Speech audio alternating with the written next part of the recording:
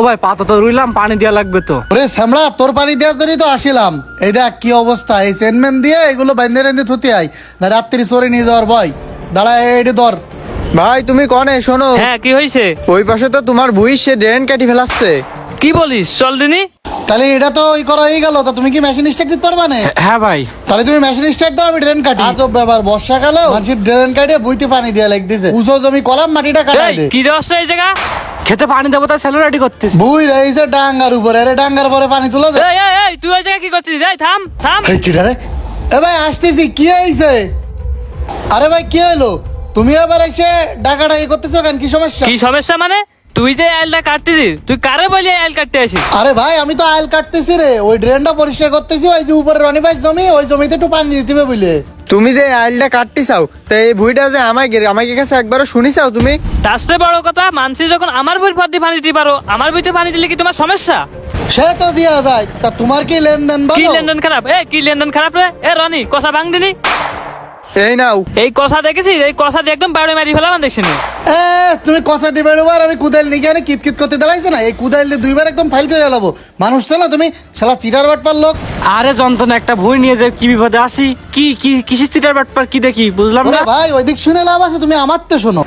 Machine লাগে আছি বিপদে, মানুষের ডেরেনও কাটা লাগে। আচ্ছা রনি, এসব কি মানসির জমি? এই যে এইভাবে পড়ি রয়েছে, একটু পানি না কিছু না, এই যে এইসব কি দেখাশোনা যায় না একটু? ভাই ধান পান নিয়ে একটু ব্যস্ত ছিলাম। আচ্ছা তাহলে ওই পাশের জমিটার কি অবস্থা? আরে এ ভাই আপনার আমি খুঁজতেছি, একটু দাঁড়ান। এই কি আমারে কি করতে খুঁজছিস? ও ভাই আপনি তো আমার সে টাকা পয়সা কাটা দিলেন না। ওই যে আপনি রিটার্ন করিলেন, আপনার 1.5 বিঘা জমিতে পানি দিয়ে দিলাম, সে টাকা কটা দেন। ভাই তুমি তো মারাত্মক রকমের সিটার ভাই, তোমারে আমি নিজে হাতে 1500 টাকা দিয়ে আসলাম, তুমি তো এবার আমার মায়ের খাওয়াবা না? তুই 1500 টাকা দিবি কেন? আমারে পানি দেওয়ার বিল কি 1500 টাকা? তা কয় টাকা? এমনিতে পানি বসা হয়েছে, তোর কোনো পানি দেওয়া লাগেনি মাঠে।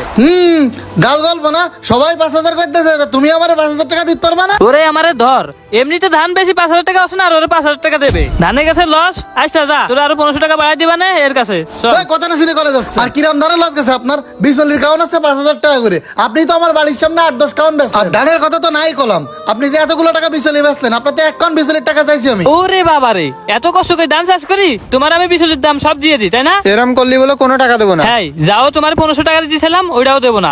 চল। ওরে শালা কি চিটা রে, এবার তো বাটে ফেলায় আমার টাকা কম দিলে। দেখ পারে সামনের বারেতে তোমার ওইতে কিটা পানি দেয় না, এইসব লোকের তো বাকি পানি দেওয়া যাবে না। হ্যাঁ তোমার রিটার্ন করতে যে তোমার 5000 টাকা তেল ভরে না, তুমি 5000 টাকা কমতে পাইছাও।